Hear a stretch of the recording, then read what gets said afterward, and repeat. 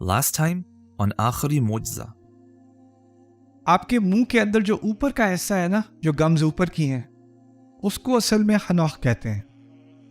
ان کے ہاں کلچر میں تھا کہ ذائقہ اصل میں وہاں سے آتا ہے، آپ کے منہ کے اوپر کے حصے سے، اور کہتے ہیں وہ ذائقہ کھانے کا اور وہ ذائقہ علم کا وہ بھی وہاں سے آتا ہے، آپ کے منہ کے سب سے اونچے کے حصے سے.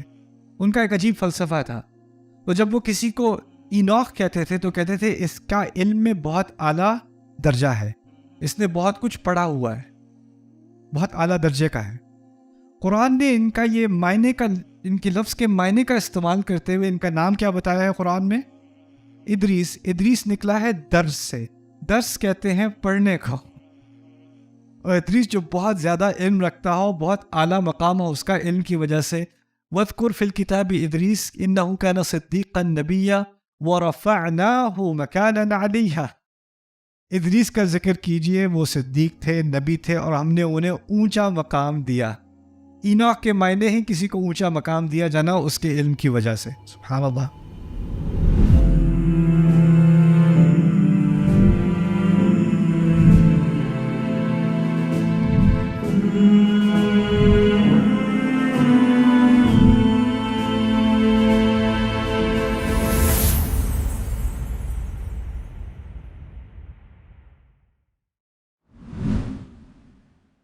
تراخ.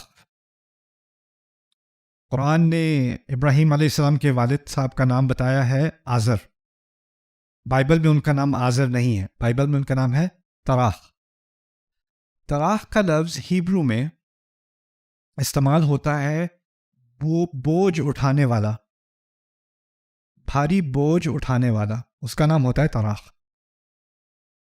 اور قرآن نے یہ لفظ اگر طرح کہا ہوتا نا، جس طرح عربی میں ہیبرو میں ہے اسی طرح عربی میں اس کے سپیلنگ ہو جاتے ہیں، تو طرح کے معنی ہوتے ہیں چھوڑنے والا.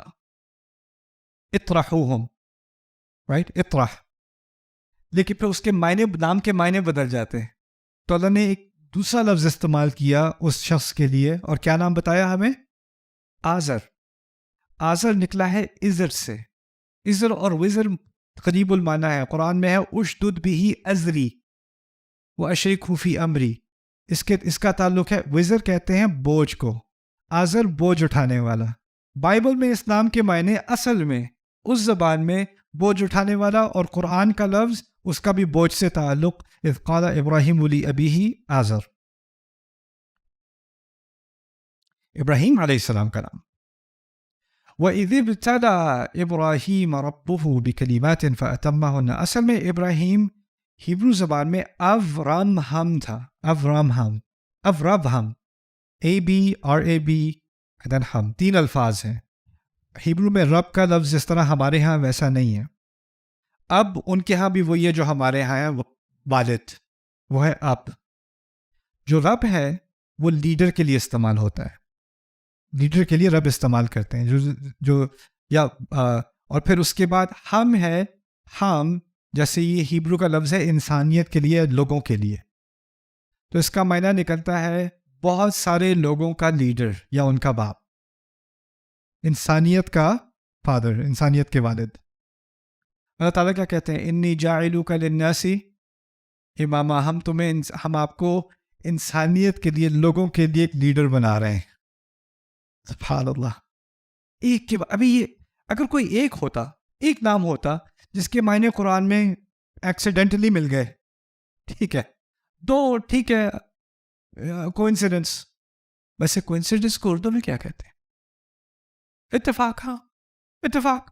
تین ہو گئے، تین اتفاق، 50 کے 50، 60 کے 60، ایک کے بعد دوسرا، مختلف زبانوں سے اس کے معنی، ان کا ذکر کنوینئنٹلی اسی آیت میں جس میں اس لفظ کا ذکر ہو رہا ہے. عجیب.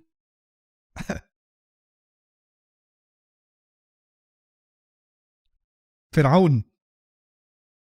فرعون تو ہیبرو کا لفظ نہیں ہے، کس زبان کا ہوگا؟ ہاں، یہ تو ایجپشن کا ہوگا نا. ایجپشن میں وہ علم تو تھا ہی نہیں. ویسے میں نے آپ کو پہلے بتایا یہ علم بھی اب ریسنٹلی اب سامنے آ گیا ہے. تو ایجپشن پرانی زبان میں اس کو فرعون کو کہا کہتے تھے پر آ. اور پر کا لفظ ان کی زبان میں بڑے گھر کے لیے. یہ غور سے سننا، پر کا لفظ بڑے گھر کے لیے، اور گھر کے لیے سوری، اور آ کا لفظ بڑے کے لیے، عظیم کے لیے، یعنی عظیم الشان گھر. پھر آ کے معنی عظیم الشان گھر. اس گھر کے مالک کو ہی وہ فرعون کو وہ عظیم الشان گھر کہتے تھے. اور آپ کو پتہ ہے ایجپشن تاریخ کا اور جس طرح کی وہ تعمیر کرتے تھے، تو اس کو بندے کو ہی محل کہہ دیا، بندے کو یہ عظیم الشان گھر کہہ دیا. اب سننا یہ آیت. قال فرعون کہتا ہے یا ایھا الملأ، میرے جنرلز، ما علمت لکم من الہ غیری، میں تمہارے لیے کسی اور الہ کے بارے میں نہیں جانتا. فاوقد لی ہامان علی الطین، آگ جلاؤ ہامان مٹی کے اوپر. فاجعل لی صرحا، میرے لیے ایک بڑا عظیم الشان گھر بناؤ، محل بناؤ. پھر آ کے معنی کیا ہے؟ عظیم محل. اور فرعون کیا کہتا ہے؟ میرے لیے کیا بناؤ؟ صرحا، محل بناؤ. اطلع الی الہ لعلی اطلع الی الہ موسیٰ. لیکن اس سے بھی عجیب آسیہ کی دعا ہے، عجیب دعا ہے. سورۃ التحریم کے آخر میں وہ کہتی ہیں رب ابنی لی عندک بیتا فی الجنہ، میرے رب میرے لیے اپنے پاس ایک گھر بنا دے. کسی اور نے ایسی دعا نہیں کی قرآن میں. قرآن میں سب نے کہا ہے مجھے جنت دے دے. یہ خاص کہتی ہے کیا بنا دے؟ گھر. گھر کا لفظ پرانی ایجپشن زبان میں کیا تھا؟ فرعون. مجھے یہ گھر نہیں چاہیے، مجھے وہ گھر، مجھے اس گھر سے نکال کے اس گھر لے جا. فرعون کا لفظ ہی گھر تھا. مجھے گھر دے دے جنت. پھر کہتی ہیں وَنَجِّنِي مِن فِرْعَوْنَ، یا مجھے وہاں گھر دے دے اور یہاں مجھے فرعون سے نجات دے دے، یعنی مجھے یہاں بڑے گھر سے نجات دے دے. اس گھر سے مجھے ایک اور گھر چاہیے، اس گھر سے نجات دے دے. عجیب عجیب. وَنَجِّنِي مِن فِرْعَوْنَ وَعَمَلِهِ وَنَجِّنِي مِنَ الْقَوْمِ الظَّالِمِينَ. یہ تھوڑا میں نے بائبل کا ریفرنس دیا ہے یہاں پہ. ایک نبی کا نام ہے بائبل میں سال، اور یہود اس کو عبرانی زبان میں کہتے ہیں سعول. اس کو تھوڑا سا سمجھنے کی ضرورت ہے. سال اور سعول، اس کے دو معنی ہیں. سال کے معنی ہیں بہت لمبا، بہت طویل، اور سعول کے معنی ہیں جس طرح عربی میں آپ لوگ جو عربی جانتے ہو، المسئول عنہ، جس کے بارے میں پوچھا جائے، اس کو ہیبرو زبان میں اسم مفعول کے لیے فعول استعمال ہوتا ہے یا فعول استعمال ہوتا ہے. تو سعول کے معنی ہوں گے جس کے بارے میں پوچھا گیا اور جو بہت ہی لمبا. دو باتیں، جس کے بارے میں پوچھا گیا اور جو بہت ہی لمبا، یہ دو معنی ہیں اس کے. بائبل میں بھی اس کی طرف اشارہ ہے. اس میں لکھا ہے appoint a king to lead us, ہمارے اوپر کسی بادشاہ کو لگائیے، اس کو یہ مرتبہ دیجیے ہمارے اوپر. اپوائنٹ کرنے کو کیا کہتے ہیں؟ معین کرنا، مقرر کریں. ہاں، یعنی ہمارے اوپر ایک بادشاہ کو مقرر کریں. وہ پوچھ رہے ہیں نا، تو نام سال سے معنی نکلا جن کے بارے میں پوچھا گیا کہ ان کو مقرر کریں. اور دوسری طرف بائبل نے یہ بھی کہا ہے he was a head taller than any of the others، یعنی وہ باقی سے 6-8 انچ لمبے تھے، قد میں وہ سب سے زیادہ لمبے تھے. a head taller than any of the others. اب یہ نام ہے سال یا سعول. عربی میں سألہ کا لفظ ہے کہ نہیں؟ ہے. اور اگر سعول کا لفظ عربی میں استعمال کر لیا ہوتا تو سپیلنگ تو آسان تھی. مسئلہ یہ ہو جاتا کہ سعول سے وہ اسم بن جاتا اسم مبالغہ، اور اسم مبالغہ ہوتا بہت زیادہ سوال کرنے والا. سعول جیسے غفور ہے، بہت زیادہ مغفرت کرنے والا، سعول ہوتا بہت زیادہ سوال کرنے والا. تو معنی الٹ جاتے. معنی دو تھے، جس کے بارے میں پوچھا گیا یا جو بہت ہی لمبا ہو. قرآن نے کیا کیا؟ قرآن نے کہا ان کا نام ہے طالوت. قرآن نے نام ہی بدل دیا. سول نہیں استعمال کیا، سعول نہیں استعمال کیا، کیا استعمال کیا؟ طالوت. طالوت عربی میں نکلتا ہے طول اور طول سے. طول اور طول. طول تو اردو میں بھی ہے. طول کے معنی لمبائی. جو طویل ہے وہ کیا ہے؟ لمبا ہے. تو وہ تو کنیکشن فوراً سامنے آ گیا، طالوت کیوں استعمال ہوا ہے. لیکن طول کے معنی جس چیز کے بارے میں پوچھا جائے یا جو کسی کو تحفے کے طور پر دی جائے. اس کو بھی طول کہتے ہیں. وَمَن لَمْ يَسْتَطِعْ مِنْكُمْ طَوْلًا جیسے سورۃ النساء میں استعمال ہوا ہے. راغب الاصفہانی بھی اس پہ بحث کرتے ہیں طول. تو یہاں پر ان کے معنی کے دونوں مفہوم آگے ان کے بارے میں پوچھا گیا اور ان کو تحفے کے طور پہ دیا گیا اور ان کی بہت زیادہ ہائٹ بھی تھی. ٹھیک ہے, تو اسی لیے وَزَادَهُ بَسْطَةً فِي الْعِلْمِ وَالْجِسْمِ ان کو بہت زیادہ دیا گیا ہے علم میں بھی اور جسم میں بھی. تو ان کے لفظ کا ترجمہ ہو گیا. This is I think my favourite one, Ishaq. Ismail تو ہو گئے, اسحاق. یتساک ہیبرو میں کہتے ہیں یتساک. عربی کے اسٹوڈنٹ یہاں بہت ہیں. ضحکا یضحکو, یضحکو کیا معنی ہے؟ ہنسنا. یتساک ہیبرو زبان میں یضحکو کے قریب ہے اور ایک ہی معنی رکھتا ہے, ہنسنا, ہنس دینا. یتساک. اب کیسے استعمال کیا قرآن نے؟ وَامْرَأَتُهُ قَائِمَةٌ فَضَحِكَتْ فَبَشَّرْنَاهَا بِإِسْحَاقَ ان کی بیوی کھڑی ہوئی اور ہنسنے لگیں اور ہم نے انہیں خوشخبری دی اسحاق کی. یعنی ان کے قصے کا تعلق ان کی ماں کے ہنسنے سے ہے تو ان کا نام ہی بڑھ گیا ہنسنا, اسحاق. سبحان اللہ. چلو یہ بھی ہو گیا, الحمدللہ, میکنگ گڈ پروگریس. اب آپ کو میں تھوڑی سی اسائنمنٹ دوں گا. قرآن کے چند محاورے. ہماری زبان اردو زبان محاوروں سے بھری ہوئی ہے.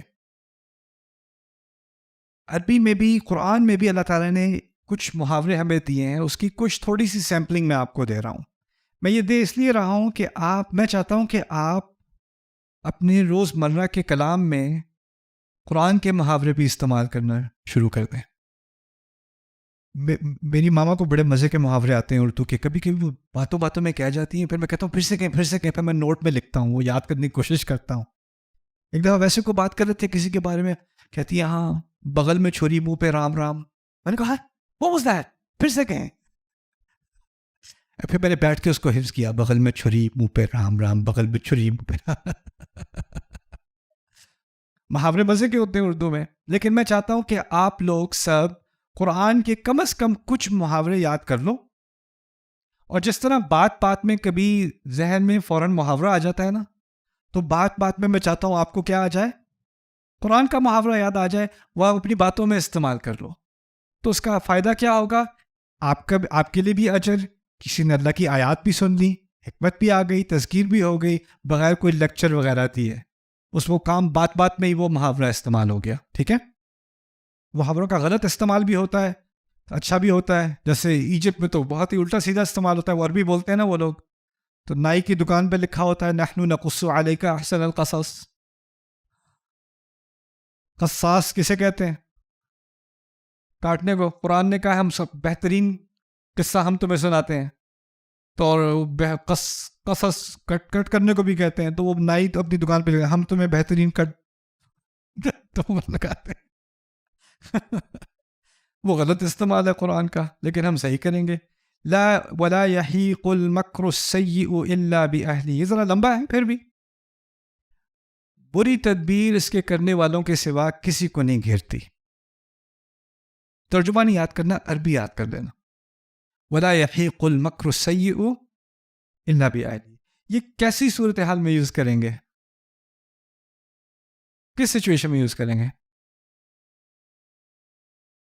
کوئی آپ کو نقصان دینا چاہ رہا تھا یا کسی کو نقصان دینا چاہ رہا تھا, الٹا نقصان اس کو ہو گیا. ولا يحيق المكر السيء الا باهله. یہ تو حقیقت ہے. جو دوسروں کے لیے گڑھا کھودتا ہے وہ اس میں گرتا ہے. اب اس کے بجائے ہم کیا کہیں گے؟ ولا يحيق المكر السيء الا باهله. انما بغيكم على انفسكم. یقیناً تمہاری سرکشی تمہارے اپنے ہی خلاف, اس کے قریب ترین ہے وہ بھی. یہ آسان تر ہے. انما بغيكم على انفسكم. بچہ آپ سے زیادہ اکڑ کے بات کر رہے ہیں, میرا نقصان نہیں کر رہے بچے. انما بغيكم على انفسكم. میں نہیں نماز پڑھنی, نہیں پڑھو گے نا تو انما بغيكم على انفسكم. نقصان تو تم اپنا ہی کر رہے ہو, کسی اور کا نہیں کر رہے. پھر کل نفس بما کسبت رہینہ، ہر شخص اس کے بدلے گروی ہے جو اس نے کمایا. یعنی اس دنیا میں، اس زندگی میں بس ہماری کمائی ہی ہے، ہمارے اعمال کی کمائی ہی ہے، بس وہی ہے ہمارے پاس اور کچھ بھی نہیں ہے. اصل چیز ہماری کمائی ہے، اسی کے گروی ہم اپنے آپ کو آخرت میں پیش کریں گے. کل نفس بما کسبت رہینہ، یہ تو سب کو پتا ہوگا. ہر شے فانی ہے نا، ہر شے فانی ہے، لیکن کہا ہے دنیا، اس زمین پر ہر شے فانی ہے. کل من علیہا فان، تو اب ہر شے فانی ہے چھوڑ دیں، کل من علیہا فان استعمال کر لیں. کل من علیہا فان، بلکہ میں تو کہوں گا کل من علیہا فان ویبقى وجہ ربک ذو الجلال والاکرام، دونوں کہہ دیا کریں، دونوں کہہ دیا کریں. یہ ایک، اصل میں یہ ایک مکمل بات کہی جا رہی ہے، ایک بات مکمل کی جا رہی ہے. وہ ان کل من علیہا فان ویبقى وجہ ربک ذو الجلال والاکرام. لکل نبأ مستقر، ہر خبر کے واقع ہونے کا ایک مقرر وقت ہے. لکل نبأ مستقر، جس چیز نے ہونا ہوتا ہے اس نے اسی وقت پر ہونا ہوتا ہے، نہ اس سے پہلے نہ اس کے بعد. جو ہونا تھا وہ ایسے ہی ہونا تھا اور اسی وقت ہونا تھا. یا آپ کو بے چینی ہو رہی ہے یہ کب ہوگا، یہ کب ہوگا، یہ کب ہوگا، لکل نبأ مستقر. آسانی کب آئے گی، لکل نبأ مستقر، تسلی کے لیے. مصیبت میں بھی کہا جاتا ہے. قل کل یعمل علی شاکلتہ، آپ اپنے بچے سے کہیں تم نے ڈاکٹر بننا ہے، وہ کہ نہیں میں نے انجینئر بننا ہے. میں ڈاکٹر نہیں بن سکتا. چلو اچھا کرو گے انجینئرنگ میں، جی میں بہترین کروں گا. چلو قل کل یعمل علی شاکلتہ، ہر ایک اپنی اپنے شاکلے پر، یعنی جس شکل میں اللہ نے تمہیں بنایا ہے اس کے مطابق تم کام کرو. شاید تمہاری کیپیبلٹی انجینئرنگ میں زیادہ ہے، شاید کسی اور میں ہے، دین کی خدمت میں بھی، شاید کوئی تعلیم میں اچھا ہو، شاید کوئی لکھنے میں اچھا ہو، شاید کوئی تحقیق میں اچھا ہو، شاید کوئی بچوں کی تربیت میں اچھا ہو، شاید کوئی فلاح بہبود کے کاموں میں اچھا ہو. ہر ایک کو اللہ نے مختلف کیپیبلٹی دی ہے. قل کل یعمل علی شاکلتہ، اس سے اس جو حکمت جو وہ کیا ہے کہ ہم نے سب نے ایک ہی کام نہیں کرنا، ہر ایک نے مختلف خدمت اور مختلف کام کرنا ہے، اور اس کو مختلف صلاحیت دی گئی ہے. وَلَا تَنْسَ نَصِيبَكَ مِنَ الدُّنْيَا، یہ دو اصل میں یہ دو الگ الگ ہیں، ان کو الگ ہونا چاہیے. وَلَا تَنْسَ نَصِيبَكَ مِنَ الدُّنْيَا، زندگی میں اپنا حصہ نہ بھول جانا. اتنے ایکسٹریم نہ ہو جاؤ کہ اپنی صحت کا خیال نہیں رکھ رہے، اتنے ایکسٹریم نہیں ہو جاؤ کہ اپنی فیملی کا خیال نہیں رکھ رہے، یا اپنے آرام کا خیال نہیں رکھ رہے، اپنے کھانے کا خیال نہیں رکھ رہے، اپنے فائنینسز کا خیال نہیں رکھ رہے. یعنی اتنا قربان کسی چیز پہ، اتنا آگے نکل گئے کہ باقی ساری چیزیں الٹی پھلٹی ہو رہی ہیں. لا تنسا نصیبک من الدنیا، اپنے آپ کو قربان کرنے کو کسی نے نہیں کہا، اپنا حصہ مت بھولا کرو. لا تنسا نصیبک من الدنیا. دوسری طرف بڑی پیارے الفاظ ہیں، وَأَحْسِن كَمَا أَحْسَنَ اللَّهُ إِلَيْكَ. یہاں پر احسان کا ترجمہ غلط ہوگا، بہترین کرو جیسے اللہ نے تمہارے ساتھ بہترین کیا ہے. احسن کما احسن اللہ الیک. اور اس میں دو مفہوم بھی لیے جا سکتے ہیں، بہترین کرو کیونکہ اللہ نے تمہارے اوپر احسان کیا ہے، یہ بھی مفہوم لیا جا سکتا ہے. تم بہترین کرو کیونکہ اللہ کا احسان تم پر ہے، وہ بھی صحیح مفہوم ہوگا اس کا. احسن کما احسن اللہ الیک. ولا تزر وازرة وزر اخرى، یہ بڑا ضروری ہے ہمارے لیے اس ملک میں. کوئی بوجھ اٹھانے والا کسی اور کا بوجھ نہیں اٹھائے گا. میں کس کا ذمہ دار ہوں؟ اپنا. نہ میں نے کسی اور کا بوجھ اٹھانا ہے، نہ کسی اور نے میرا بوجھ اٹھانا ہے. آپ میں سے بہت سارے لوگ یا تو کہتے ہو میں نہیں اٹھا سکتا بوجھ، حکومت کو اٹھانا ہے، سوسائٹی کو اٹھانا ہے، سسٹم کو اٹھانا ہے، میری فیملی کو اٹھانا ہے، آپ کو اٹھانا ہے. کو لوگ مجھے کہتے ہیں آپ لوگ اور کیا کریں گے، آپ کو یہ کام کرنا ہوگا. really؟ میں کہہ رہا ہوں آپ کو یہ کام کرنا ہے. Okay thanks. نہیں، اگر اتنی اہمیت ہے اس کام کی تو کس کو کرنا ہے؟ You have to do it. لوگ مجھے کہتے ہیں جیسے ابھی اللہ تعالیٰ ان کی مشکلیں آسان کرے، ان کی مصیبتیں آسان کرے، جو ترکی میں ہوا ہے ہم سب کو پتہ ہے. جب بھی اس طرح کا کوئی واقعہ ہوتا ہے تو فوراً لوگ بھڑک جاتے ہیں. آپ کچھ نہیں کہیں گے؟ آپ کچھ کہیں اس کے بارے میں، کچھ کہیں آپ، کیونکہ میں نہیں کہوں گا تو کیا ہوگا. اور اب ہوا کیا ہے ہمارے نئے کلچر میں کہ جو دعا ہے نا وہ اللہ سے نہیں کرتے، وہ دعا پہلے فیس بک پہ ڈالتے ہیں پھر اللہ پہ پہنچتی ہے. وہ ایک نیا سسٹم ہے. تو اگر آپ نے انسٹاگرام پہ اور ٹک ٹاک پہ اور فیس بک پہ دعا نہیں ڈالی نا، اس کا مطلب ہے آپ نے دعا کی ہی نہیں. یہ دیکھو ذرا، ایسا دعا بھی نہیں کی. اگر دعا واقعی میں کی ہوتی، خلوص سے کی ہوتی، تو کم از کم اپلوڈ تو کی ہوتی. ورنہ کہا کیسے دعا کی ہے، اور پھر استغفر اللہ، آپ اس بارے میں خاموش ہیں. اچھا ٹھیک، پھر میں خاموش ہوں.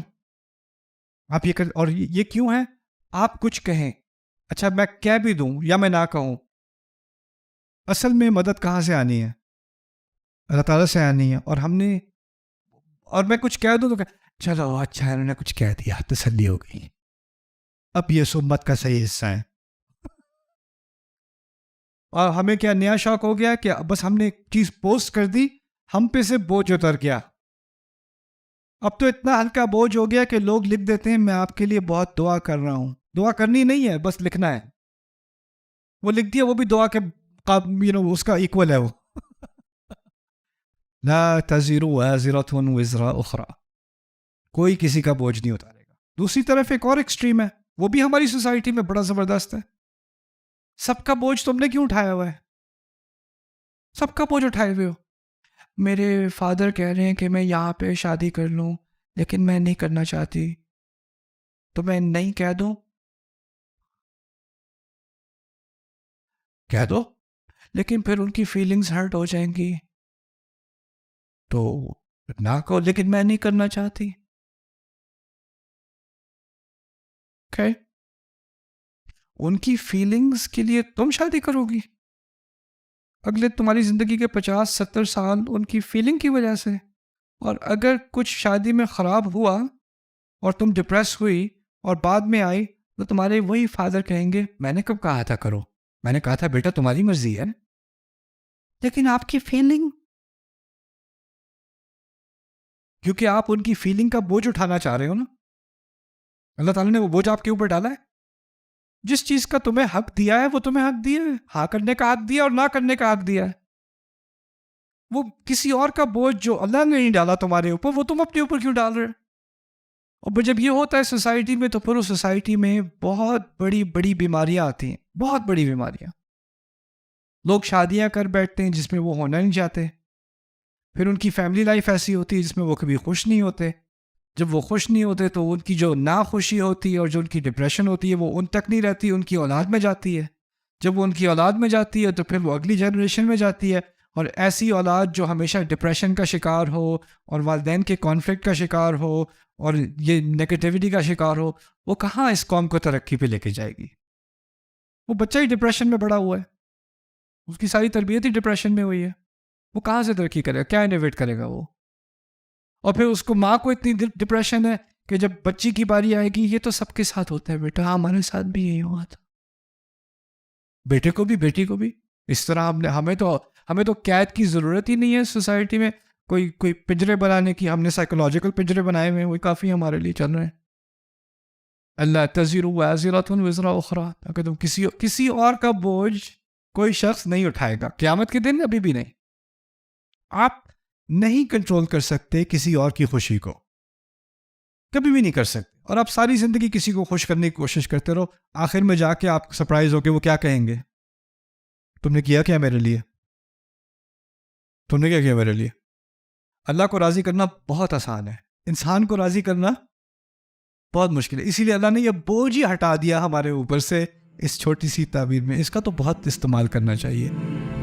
Subscribe now to the Bayyinah YouTube channel to watch the rest of this series and more great content from Ustad Nu'man Ali Khan.